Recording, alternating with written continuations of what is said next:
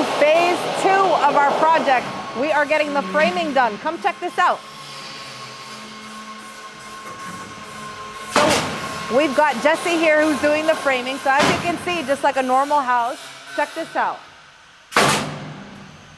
So we're gonna have some sliding glass doors right about here. We have a regular door on the outside as well. And we've got a window cut out right over here. And Jesse's framing the whole wall. So essentially what's gonna happen after this is we're gonna have insulation, 6 inches of insulation installed. And then the walls come on, the paint, then it's the floors, and this is donezo. So what you're seeing is a 20-foot backyard office she shed space. And as you can see, Jesse is framing everything together, locking everything into place. And then after this, the insulation will come in, drywall, and it is done.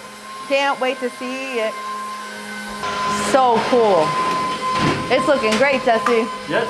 Looking so good.